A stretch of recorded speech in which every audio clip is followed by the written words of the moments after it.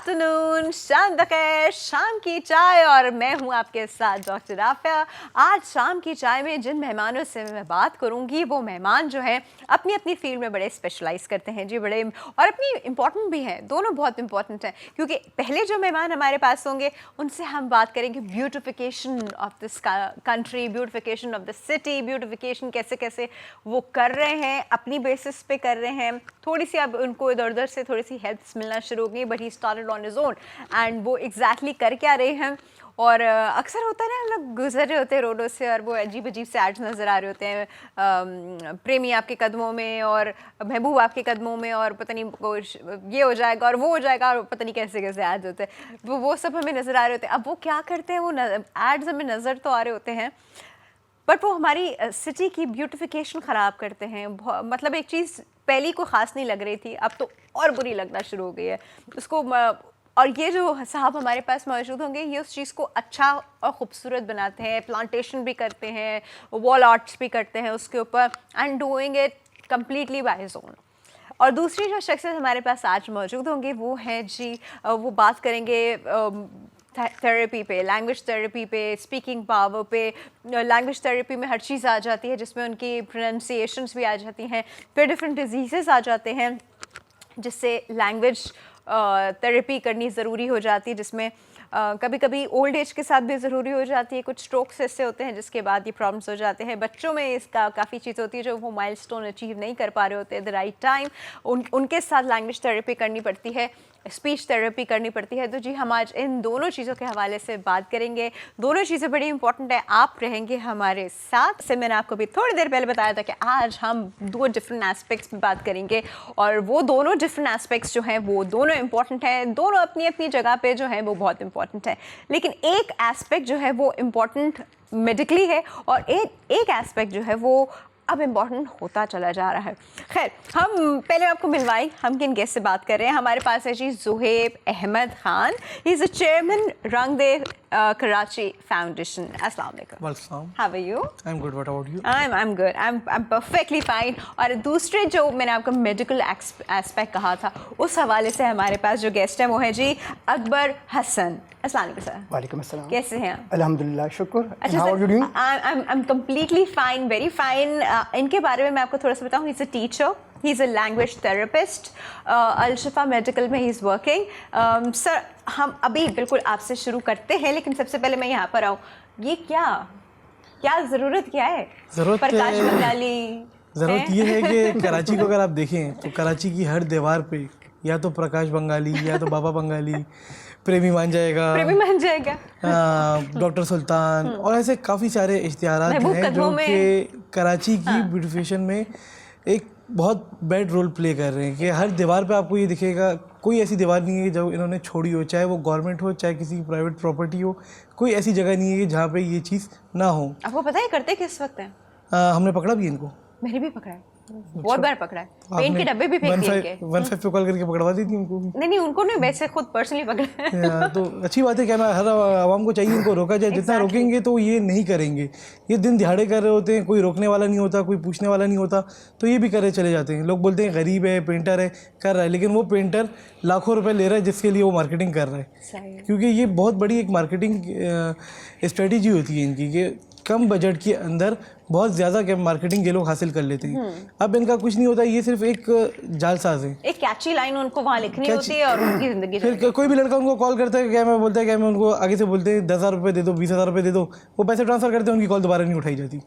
ये स्कैम है, ये वाला सीन भी है। ये स्कैम है, ये कोई वो नहीं है, कोई असली बंदा नहीं है, ये टोटली स्कैम है। अगर आपको कॉल भी करनी है तो वो बोलेगा पहले 300 रुपये का बैलेंस ट्रांसफ़र करो मुझे, मेरे नंबर पर डाले, फिर हम लोग बात करेंगे आपसे। ये टोटली स्कैम है। चलो मतलब वो सारे आपके मामला बीच में ही रह गए।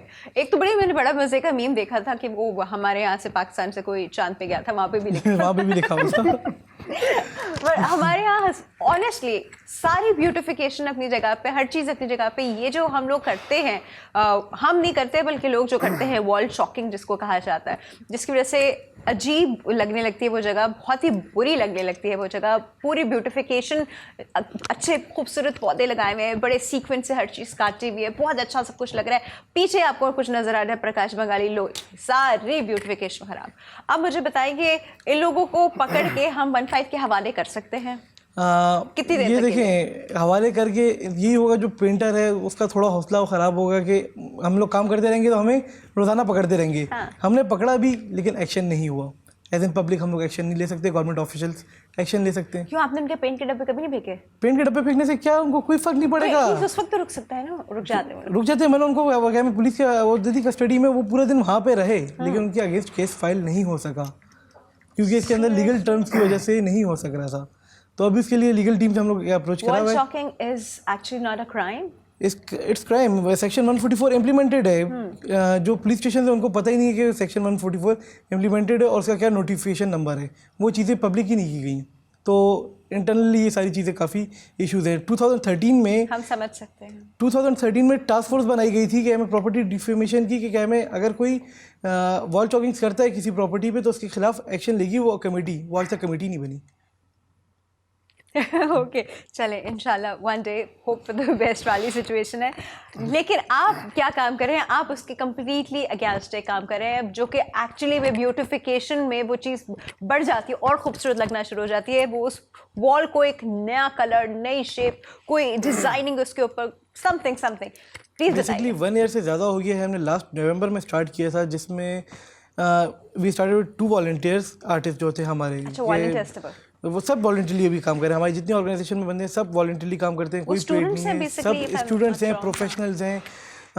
कोई बिजनेस करता है, कोई जॉब करता है, सब डिफरेंट बैकग्राउंड से हैं। सैटरडे संडे टाइम निकालते हैं, कराची की ब्यूटिफिकेशन के लिए काम करते हैं। अगर आप देखें कराची की हर दीवार, मतलब जो मेन शाहराएँ हैं हमने काफ़ी ज़्यादा कवर कर चुके हैं। अगर आपको कराची में कहीं पर भी दीवारें साफ़ नज़र आ रही हैं तो हमारी बदौलत है।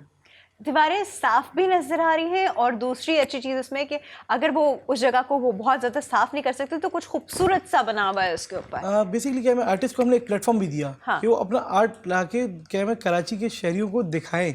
कैनवस पे तो हर कोई बना रहा है लेकिन हमने उनको एक इतना बड़ा कैनवस दे दिया, 20-20 फीट के कैनवस दे दिए कि वो पब्लिक को दिखाएं अपने आर्ट वर्क्स। इस पे आप लोगों पे केस नहीं होता? Why are you doing this? आपके पास कौन सी इस पे परमिशंस हैं? आपके पास कुछ ऐसी चीज़ है? नहीं, बेसिकली क्या है, गवर्नमेंट इसमें काफ़ी सपोर्टिव है। उनको एक अच्छा काम लग रहा है। कुछ हमारे प्रोजेक्ट गवर्नमेंट के साथ भी हुए जो गवर्नमेंट फंडेड भी थे।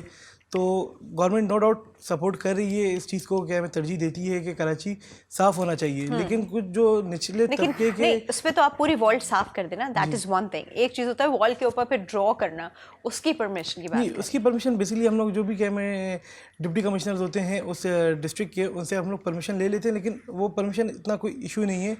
वो कह रहे साफ़ ही हो रहा है तो जो उनका काम हम लोग आसान करें, क्योंकि डीएमसी के पास इस चीज़ का एक अलग बजट होता है क्या में जो वॉल चॉकिंग होती है इसको मिटाने के लिए।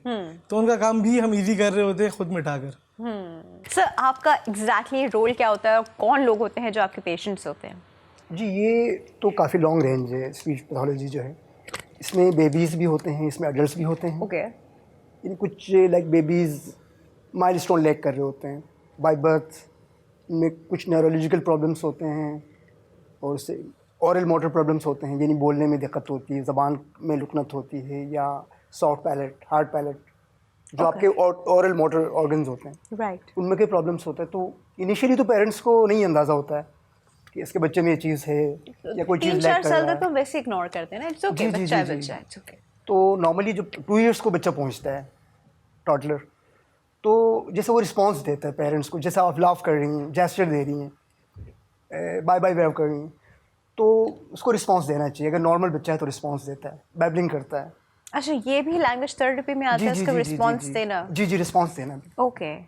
तो फिर अलार्मिंग ये है कि जब वो 3 इयर्स को पहुंचे और सेंटेंस ना बना सके या सिंपल वर्ड्स ना बोल सके। 3 इयर्स में तो सेंटेंस मतलब डिकोड करना पड़ता है, ऐसा सेंटेंस बनता है, हम उसे कहते हैं उसकी डिकोडिंग करनी पड़ती है। जी। तो फिर पेरेंट्स को चाहिए कि वो स्पीच पैथोलॉजिस्ट को दिखाएं या जो मेडिकल पर्सनल्स हैं इस हवाले से, जो एक्सपर्ट्स हैं। 3 इयर्स ऑनवर्ड्स। 3 इयर्स, अगर 2 इयर्स में भी वो रिस्पांस नहीं दे रहा है नॉर्मली, 2 इयर्स में काफ़ी वो, जैसे बैबलिंग करना और मामा, पापा, डैडी, या जो छोटे छोटे वर्ड्स हैं वो बोल लेता है बच्चा। अगर वो नहीं बोल पा रहा है तो हो सकता है इनमें ये चीज़ें हों, या स्पेक्ट्रम डिसऑर्डर हो, ऑटिज्म। अच्छा सब देखिए, this 2 year is very young. मुझे लगता है 2 साल में तो बच्चा को खास रिस्पॉन्स नहीं देता है, वो अपना ये चल रहा होता है। अब आपने इसमें बताया कि ऑटिज्म वाले बच्चे भी होते हैं, so how do you differentiate between autism तो नॉर्मल आप किसी भी एज में इसको आप वो कर सकते हैं आप। ओके, पैरामीटर होता है इसके लिए कि आप Okay. इसको समझ सकें, या इसकी असेसमेंट होती है जो मेडिकल एक्सपर्ट्स करते हैं, speech and language pathologist, OT या जो भी इससे रिलेटेड लोग हैं वो उसको कर लेते हैं। पेरेंट्स को कैसे पता चले? इस रिस्पॉन्स लेवल को देखते हैं, इसका आईक्यू स्केल देखते हैं इस हवाले से। किस एज में? आईक्यू स्केल के लिए तो आप जाहिर है वो एटलीस्ट 5 इयर्स का हो। ऑब्वियसली इससे पहले क्या हो? क्योंकि वो अगर टोटल वो छोटा है या बाय बर्थ 6 मंथ का है या 12 मंथ का है, तो मुश्किल होता है इस चीज़ को प्रॉपर किसी स्केल पे इसको वो करना। कोई पैरामीटर ख़ास नहीं है, तो किसी भी वजह से बच्चे रिस्पॉन्स नहीं दे। हो सकता है बच्चे में हेयरिंग इम्पेयरमेंट हो, कुड बी, यस। तो इसके लिए भी वो दिखाना पड़ता है, इसका ऑडियोग्राम टेस्ट होता है, ऑडियोमेट्रिक टेस्ट कराया जाता है। जैसे आजकल तो बड़ा आसान है, बच्चे पैदा होते नहीं, 2 महीने में उनके हाथ में यूट्यूब होता है, तो पता चल जाता है कि पर यूट्यूब को कितना रिस्पॉन्सिव है, राइट? तो इस हवाले से फिर लैंग्वेज थेरेपी की जाती है। अच्छा, ये सिर्फ लैंग्वेज थेरेपी नहीं है, ये पूरी एक बिहेवियर थेरेपी की तरह है, if I am not wrong. जी, इसमें बिहेवियर भी, जैसे कॉग्निटिव बिहेवियर होता है, लाइक ADHD बच्चे होते हैं, ADHD बच्चे होते हैं, ADD है, इसके अलावा OCD, इस तरह के जो OCD बच्चे, यानी जो साइकोडायनेमिक प्रोसेस में होता है। कुछ एडल्ट्स भी होते हैं, ओके, तो ऑब्सेसिव कंट्रोल या जो ऑब्सेशंस हो बच्चों में, तो तकरीबन वो भी लैग कर जाते हैं लैंग्वेजेस पास टाइम। इसके अलावा आर्टिकुलेशन डिसऑर्डर होता है, प्रोनाउंस करना किसी चीज़ को, डिस्टॉर्शन ऑफ लैंग्वेज।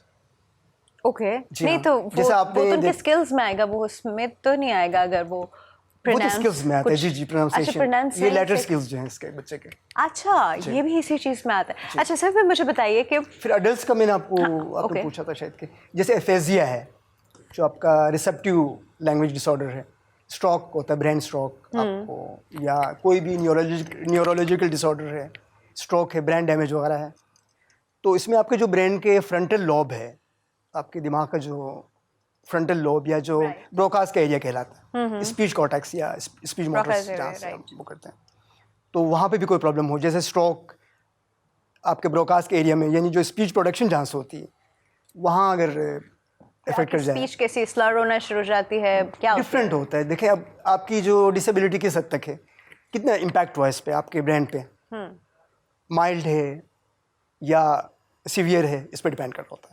तो उसके बाद उनकी प्रॉपर थेरेपी करानी पड़ती है। जी, जैसे एफेजिया है, एफेजिक पेशेंट की कंप्रहेंशन भी वो होती है, इनके थिंकिंग, इनके परसेप्शन।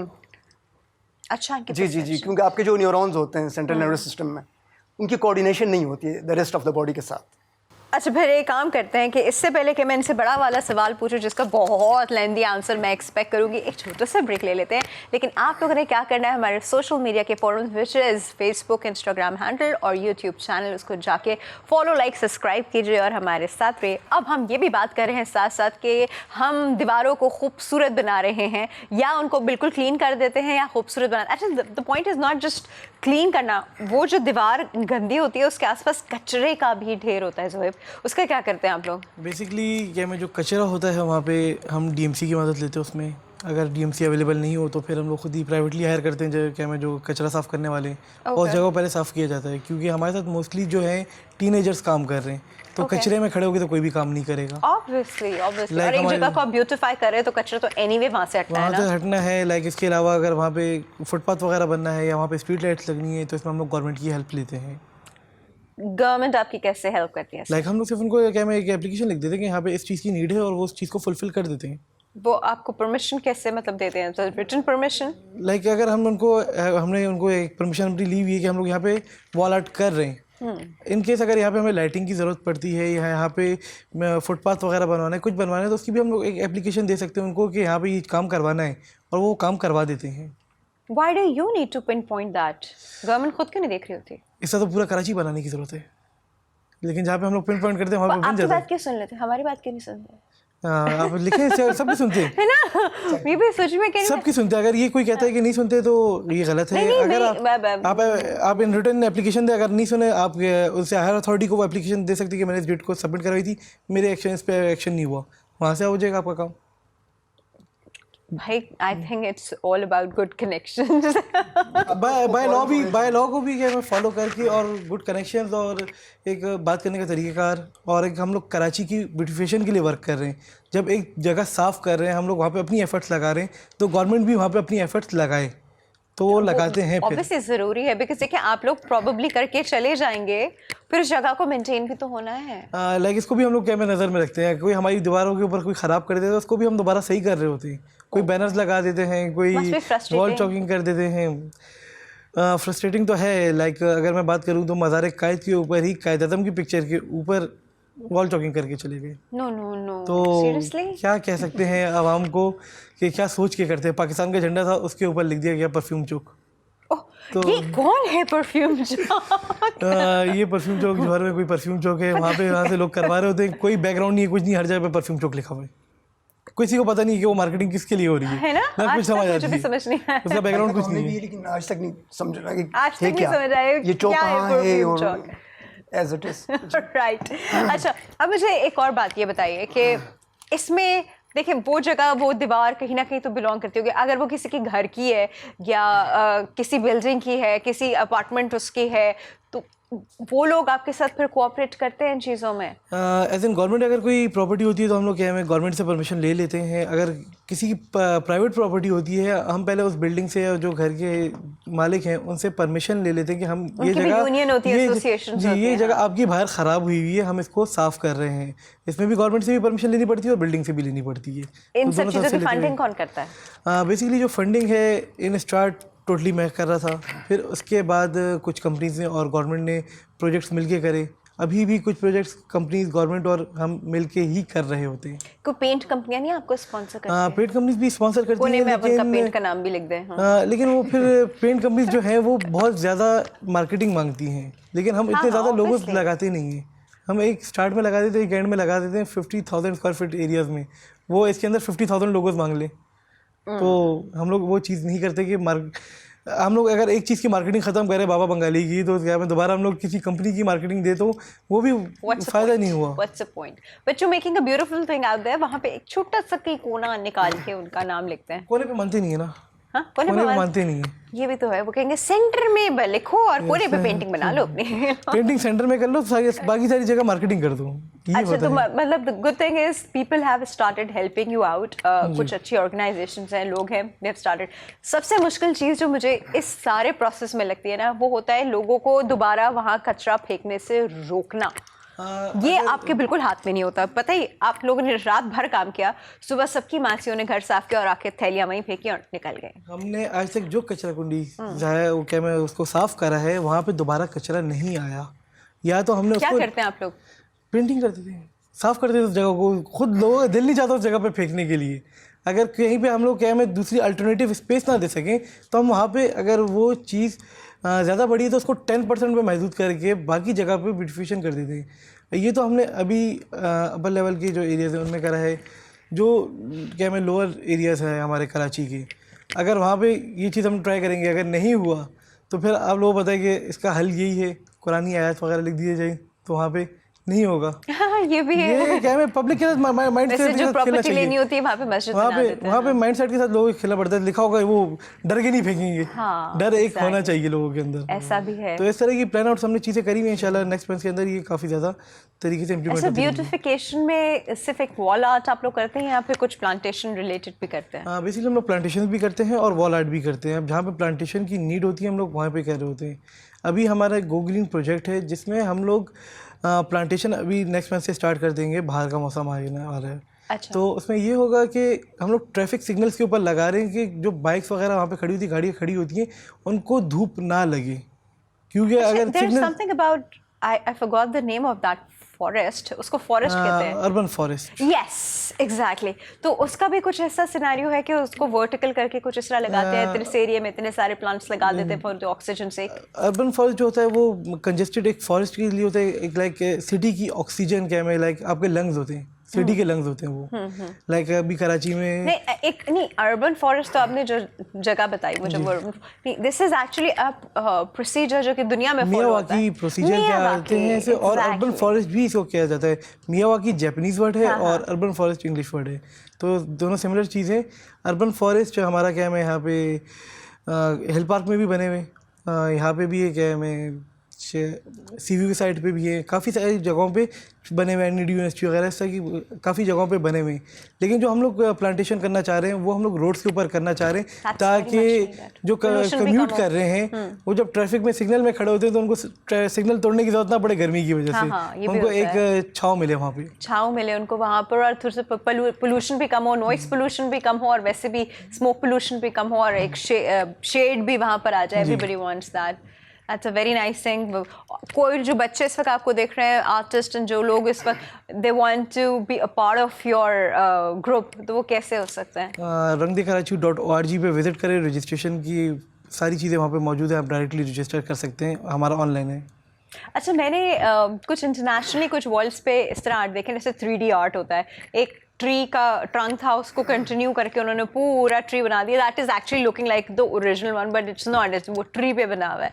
तो इस तरह की कभी आप लोगों ने सोचा कि हम बेसिकली हमने करा है, हमने ये भी किया है? इस तरह नहीं करा, हमने ज़मीन पे वॉल आर्ट करा है 3D।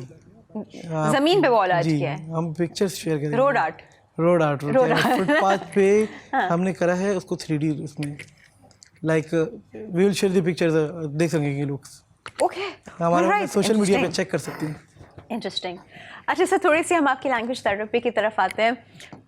एक इंसान जिसको अभी हमने बात की, अपने ब्रेन स्ट्रोक हुआ, स्ट्रोक के बाद उसकी स्पीच स्लर हो जाती है, कुछ कितना उसको टाइम लगता है इन सब चीज़ों से रिकवर करने के लिए, और क्या उसको डेली बेसिस पे इस थेरेपी के लिए आपके पास आना पड़ता है? जी, ये डिपेंड करता है कि पेशेंट की कंडीशन कैसी है और जो इसकी इम्पेयरमेंट है या ब्रेन डैमेज कितना ज़्यादा है। क्या ये कम्प्लीटली जी कंप्लीट भी, जैसे देखें ग्लोबल एफेजिया होता है, एक स्पीच डिसऑर्डर है। इसमें आपकी थिंकिंग, आपकी कॉम्प्रिहेंशन और समझ-बूझ तकरीबन सब चीज़ें लॉस हो जाती हैं। लेकिन पेशेंट ख़ुद को पहचानता भी नहीं है बाज़ टाइम। अपना नाम, अगर आप उसका नाम कॉल करें तो आपको रिस्पॉन्स नहीं दे सकेगा। Okay. तो उसके स्टेजेस होते हैं। जो दे कम बैक टू नॉर्मल।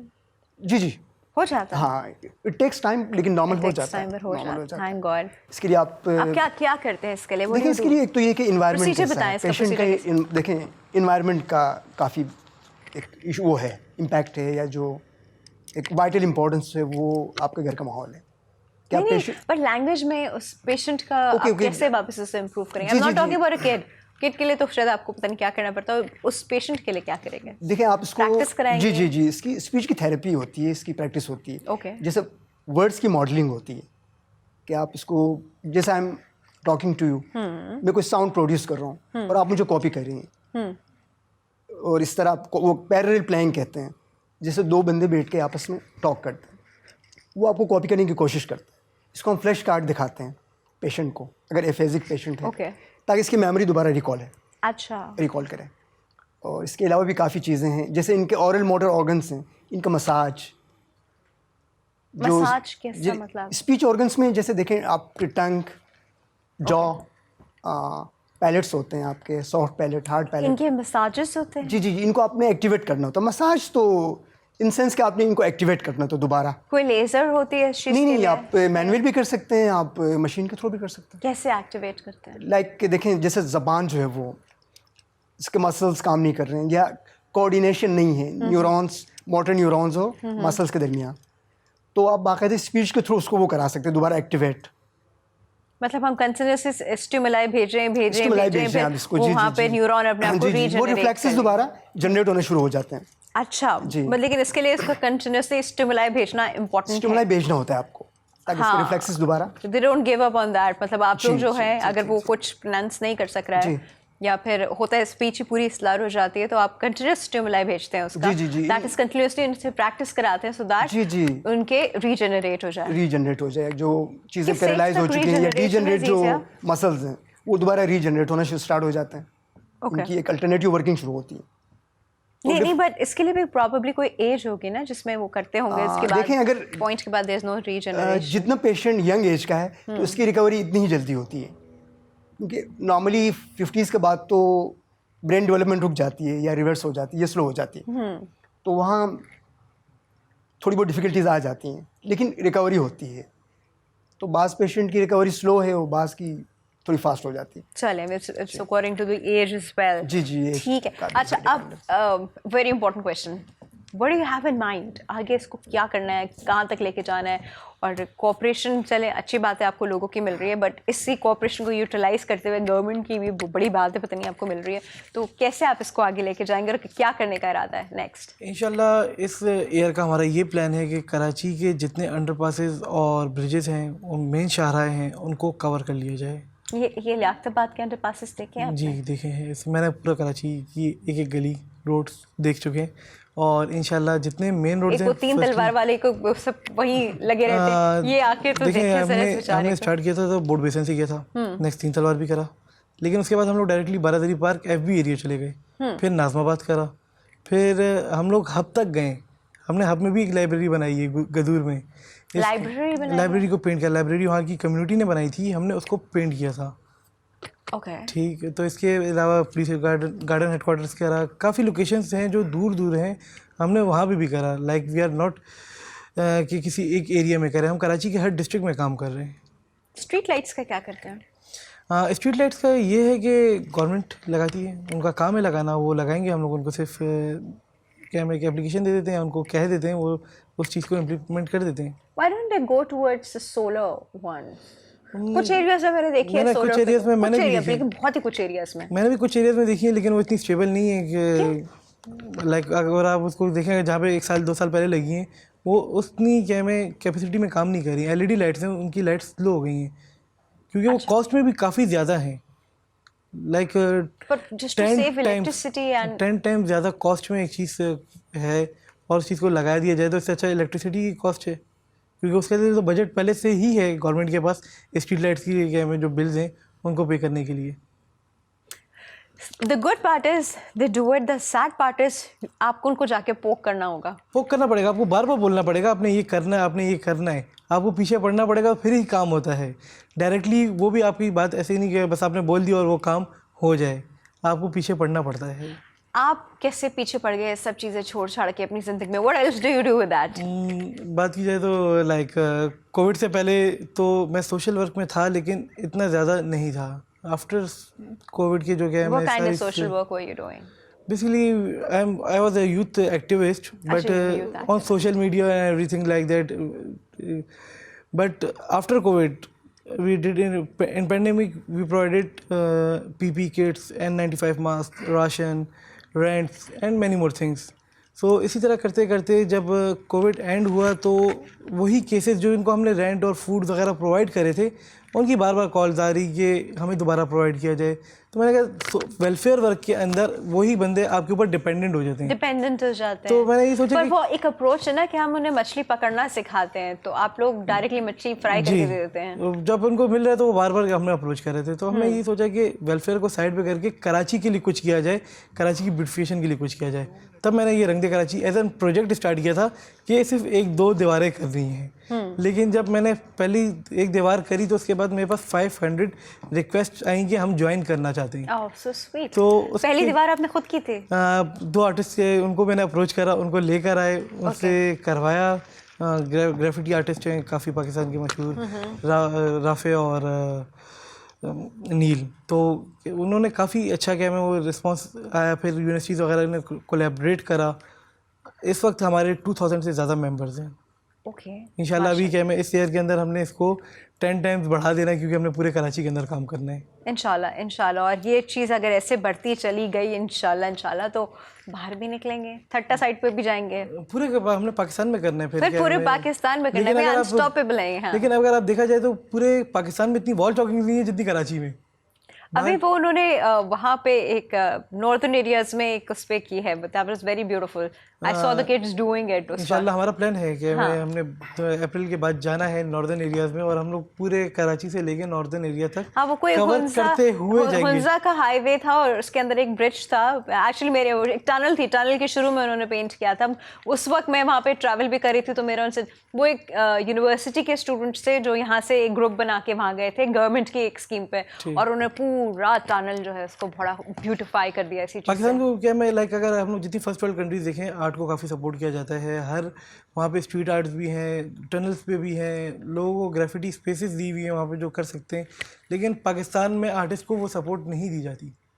कोई भी आर्टिस्ट को यही रोना है। कोई आर्टिस्ट को सपोर्ट नहीं किया जाता। लाइक अगर आप विजुअल आर्टिस्ट पे तो आते तो वो एक अलग है, लेकिन पेंटर जो हैं उनको कुछ सपोर्ट नहीं होता। यहाँ पे पेंटिंग्स जो हैं 5,000 रुपये की मिल रही होती हैं, वही बाहर $5,000 की हो रही होती है। तो काफ़ी ज़्यादा डिफरेंस है।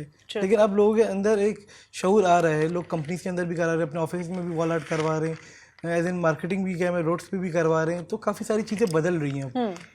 राइट। अच्छा सर, मेरे पास टाइम बिल्कुल कम रह गया है, तो मैंने कहा जाते रहते एक चीज़ ज़रूर पूछ लूँ, हर्डल्स क्या आते हैं आपको इन चीज़ों में जब थेरेपी कर रहे होते हैं? देखिए, हर्डल्स 2 टाइप्स के होते हैं। एक तो ये कि जब वो नॉर्मली पब्लिक में अवेयरनेस नहीं होती है, बच्चों को प्रॉपर तरीके से इनको मैनेज करें या प्रॉपर टाइम में इनको पहुंचाएं आप थेरेपी वगैरह के लिए। This is one thing. और दूसरी चीज़ ये है कि अगर आपका पेशेंट या वो एडल्ट हो या बेबी हो, कोई भी हो, अगर वो रिएक्ट कर रहा है या एग्रेसिवली रिएक्ट कर रहा है या थेरेपी को रिस्पॉन्स नहीं दे रहा है, तो ये थोड़ा मसला है। नहीं, बच्चा तो कोऑपरेट नहीं करेगा शुरू में, Different. बल्कि इनफैक्ट करेगा ही नहीं। What will you do for that? Shocks लगाएंगे उसे? नहीं, इसके लिए आपके पास रीइंफोर्समेंट होते हैं। बच्चे को प्ले थेरेपी होती है हमारी, बच्चे को रीइंफोर्समेंट के लिए प्ले थेरेपी होती है, पैरेलल थेरेपी होती है, ताकि बच्चा मोटिवेशन थेरेपीज होती हैं। क्योंकि बच्चे को मोटिवेट करना बड़ा तो चलो फिर भी हाँ समझेगा, बच्चा नहीं समझेगा। अभी मैंने आपको एक डिसेबिलिटी बताई थी, ADHD। तो ये बच्चे बहुत ज़्यादा एग्रेसिव होते हैं। तो नॉर्मली बहुत ज़्यादा एग्रेसिव भी और रिस्पॉन्स बिल्कुल नहीं देते हैं। CP बच्चे होते हैं इसमें, देखें आपने देखा होगा CP तो बिल्कुल भी नहीं देंगे। डिफरेंट होते हैं CP भी, ये स्पेक्ट्रम डिसऑर्डर है। तो कुछ बच्चे एग्रेसिव होते हैं, लेकिन नॉर्मली इन बच्चों का ये है कि रियलिटी से कोई ताल्लुक नहीं होता है। ओके जी नहीं, आपकी जो एग्जिस्टेंस है इसका भी इनको नहीं पता होता इन बच्चों को। इनकी प्ले भी अलग होती है, जैसे हैंड फ्लैपिंग देखा होगा अपने बच्चों को, एक्सेसिवली ड्रूल होती है। ड्रूलिंग करते हैं। जी इस तरह की चीज़ें, स्पेक्ट्रम डिसऑर्डर होता है। तो जहाँ जहाँ जिस न्यूरॉन्स को डैमेज हुआ होता है तो वो पार्ट्स वर्क नहीं करते प्रॉपर। एक चीज़ होती है डैमेज होना और एक चीज़ होती है बने ही नहीं सिरे से। ये तो डेवलपमेंटल है। एग्जैक्टली, वो डेवलपमेंटल हो जाता है। बाय बर्थ जो बच्चे जैसे CP बच्चे हैं, राइट, एग्जैक्टली, मैं इससे कह रही हूँ सेरेब्रल पाल्सी बने ही नहीं उनके। वो चीज़ें होती ठीक नहीं है। है। अच्छा sir, thank you, lovely talking to you sir, thank you so much, lovely talking to both of you. इस तक हमारे प्रोग्राम का टाइम बिल्कुल ख़त्म होता जा रहा है। आप लोग हमारे सारे जो हमारे क्या है मीडियम्स हैं, विच इज़ सोशल मीडिया में फेसबुक, इंस्टाग्राम, यूट्यूब, सबको लाइक, फॉलो, सब्सक्राइब करें और feedback@hnow.tv पे हमसे कॉन्टैक्ट करें। फीडबैक अपना ज़रूर दीजिएगा। अल्लाह हाफ़िज़।